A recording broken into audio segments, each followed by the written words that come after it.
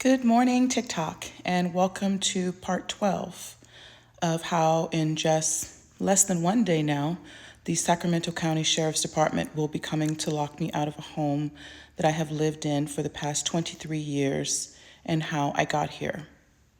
Now, I've been receiving quite a few comments, so I want to make sure and I address some of the comments that I've been getting. The first comment I received was, "Get to the point. This is taking too long. Why are you dragging this out? Do you like hearing yourself speak?" Those types of comments. And I'm not offended by those comments. I'm not. I understand that time is of the essence for everyone, which is why I took the time to address that in yesterday's video. But one of the commenter, almost vegan, kind of summarized exactly, what my thought process is here. And this didn't just start. It didn't just happen. As I mentioned, my child was diagnosed in 2008. The Folsom Cordova Unified School District tested my child in 2008 after they had been kicked out of the fifth preschool and found that there were issues. So as I start talking about this, it does take some time to make sure that I don't misstate or misrepresent any of the facts, because it's very important that the accounting is correct.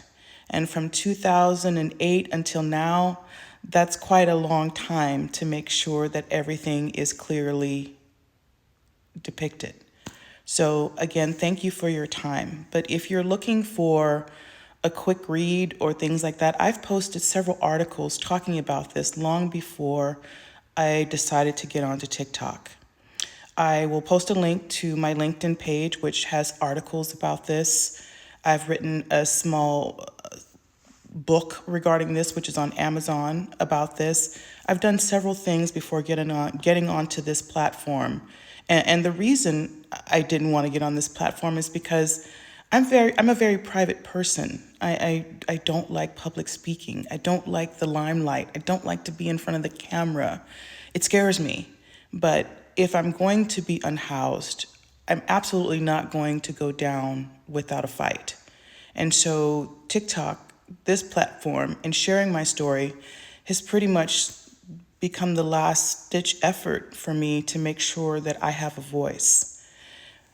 Prior to this, and I want to state clearly, I reached out to Gavin Newsom's office. I reached out to Gavin Newsom's office twice, and I got no response. I reached out to the ombudsman for the state of California and spoke to her. However, she was very dismissive in what I was sharing with her. I couldn't get the responses that I needed regarding the issues that I was dealing with. Even when I shared with her, my power is about to be shut off. And as you can see in the back there's solar lights strung around my home, because that's how I've been living since November of 2024, without power.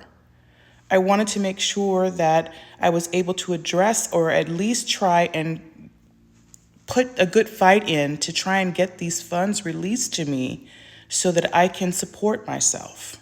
However, reaching out to CalPERS, reaching out to the ombudsman, reaching out to Gavin Newsom under the state of California, none of those turned into anything, because I absolutely tried to get the resources to support myself. Another comment I received was, "Why don't you go work at McDonald's? Why don't you flip burgers? Why don't you do whatever you need to do to get the money you need to pay your mortgage?" Again, I've done the things I thought that I could do. And this is not a plug for my businesses. I started several businesses. I make body butters. I make soaps.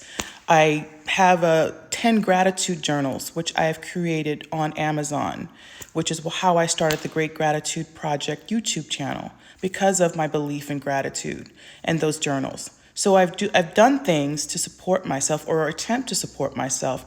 However, with foregoing, over $1,000 in spousal support, waiting on my disability payments, waiting on the CalPERS payouts, the body butters, the soaps, the gratitude journals are just but they don't amount to much to be able to support or sustain the mortgage payments that I need.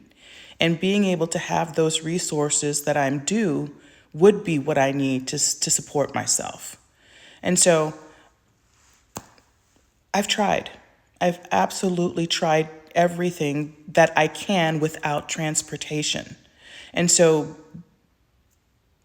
understanding that without transportation, things are limited to what you can do, which is why I decided to start digital businesses to be able to help support myself. Another comment I received was, why don't you let go? And again, just move forward. I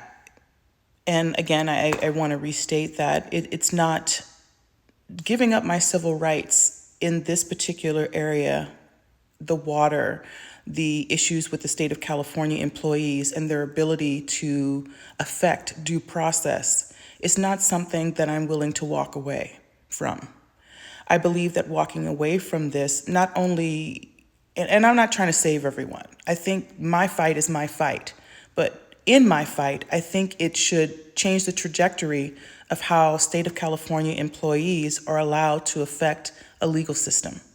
And as this process started, with my divorce and how many years it took for me to be able to get a divorce, that was absolutely unjust.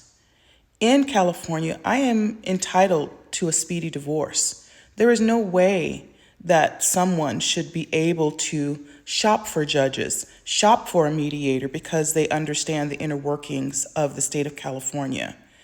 I didn't mention this part either, but my final decree is not the final decree that I agreed to in the final divorce. It's been altered. And so that should not be allowed. And so in keeping this fight for not only due process with my divorce, it matters to me that it's correct because, again, it matters to my future. So I'll pause here and then move on to the next piece.